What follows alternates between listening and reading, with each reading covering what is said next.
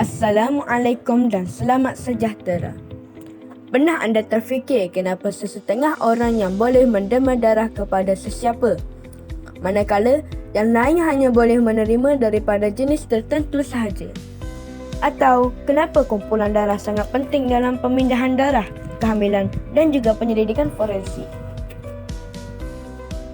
Kumpulan darah bukan sahaja sekadar huruf A, B, AB atau O yang tercatat di kad penderma. Ia membawa maklumat penting tentang sistem imun tubuh badan kita, genetik dan juga sejarah evolusi manusia. Setiap darah kumpulan ini berbeza berdasarkan antigen yang ada pada permukaan sel darah merah dan jenis antibadi dalam plasma darah. Mari kita lihat satu persatu. Pertama ialah kumpulan darah A. Individu daripada kumpulan darah A mempunyai hanya antigen A. Darah jenis A adalah salah satu jenis darah yang paling biasa ditemui di kalangan manusia. Darah ini mempunyai antigen A pada permukaan sel darah merahnya. Antigen ini adalah molekul yang memberikan identiti kepada sel darah merah, membolehkan sistem imun tubuh mengenali sel darah sebagai sel yang selamat dan tidak menyerangnya. Selain itu, darah A mengandungi antibadi anti-B dalam plasma darahnya. Antibadi ini akan menyerang sel darah merah yang mempunyai antigen B. Oleh sebab itu, darah A hanya boleh menerima darah dari individu yang mempunyai jenis darah A dan O. Ini kerana darah O juga tidak mempunyai antigen B dan tidak akan menyebabkan reaksi yang berbahaya kepada tubuh penerima. Bagi individu yang memiliki darah A, mereka boleh menderma darah kepada individu yang mempunyai jenis darah A dan AB sahaja. Ini kerana apabila darah A didermakan kepada orang lain, sel darah merahnya akan mengandungi antigen A yang hanya sesuai untuk individu yang mempunyai sistem imun yang boleh menerima antigen tersebut. Seterusnya ialah kumpulan darah B. Individu daripada kumpulan darah B mempunyai hanya antigen B. Sama seperti darah A, darah B juga mempunyai antigen pada permukaan darah merah. Tetapi antigen yang terdapat pada darah B adalah antigen B. Selain itu, darah B mengandungi antibadi anti-A dalam plasma darahnya. Ini bermakna jika darah B dicampur dengan darah yang mempunyai antigen A, antibadi anti-A akan menyerang dan menghancurkan sel darah merah yang memiliki antigen A tersebut.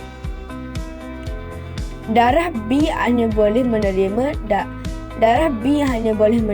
darah daripada individu yang mempunyai jenis darah B atau O sahaja.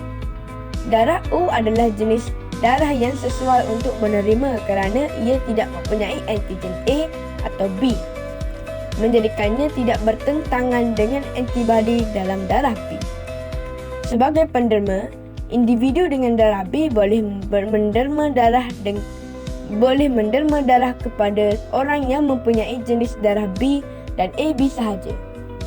Ini kerana mereka mempunyai antigen B pada sel darah merah mereka, dan hanya individu dengan darah yang sama iaitu B atau yang boleh menerima antigen B dan AB yang sesuai untuk menerima darah mereka.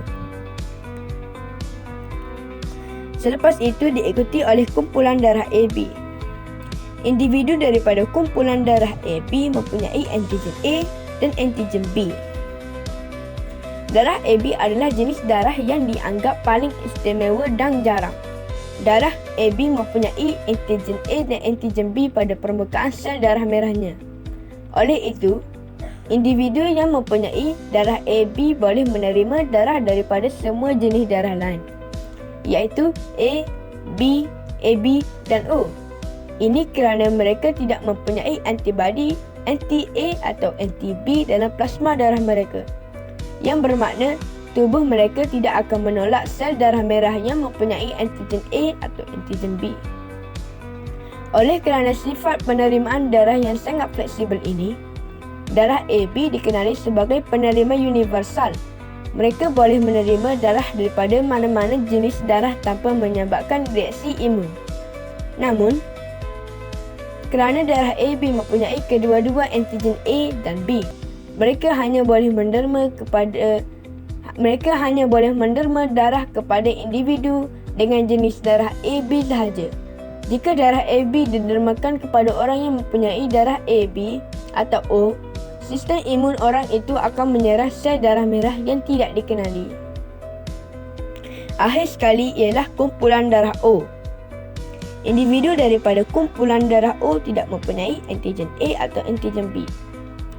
Darah O dianggap sebagai penderma universal, yang bermaksud ia boleh menderma darah kepada semua jenis darah lain tanpa menyebabkan sebaran reaksi imun yang berbahaya. Ini kerana darah O tidak mempunyai antigen A atau B pada sel darah merahnya, menjadikannya selamat untuk diterima oleh semua jenis darah lain. Namun, darah O hanya boleh menerima darah daripada individu yang mempunyai jenis darah O sahaja. Hal ini kerana mereka mempunyai antibodi anti-A dan anti-B dalam plasma darah mereka yang akan menyerang sel darah yang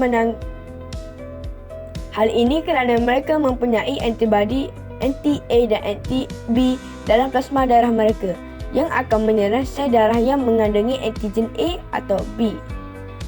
Darah O sangat penting dalam situasi kecemasan apabila bekalan darah yang mencukupi diperlukan dengan segera. Sebagai penderma, individu yang mempunyai darah O boleh membantu hampir semua pesakit yang memerlukan darah.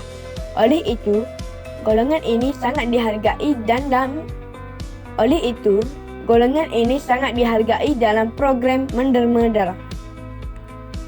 Kesimpulannya, setiap kumpulan darah mempunyai peranan dan kesesuaian dalam pemindahan darah. Mengetahui kumpulan darah kita sangat penting untuk keselamatan kesihatan, terutama dalam situasi kecemasan. Sekian sahaja penerangan saya tentang kumpulan darah manusia. Terima kasih.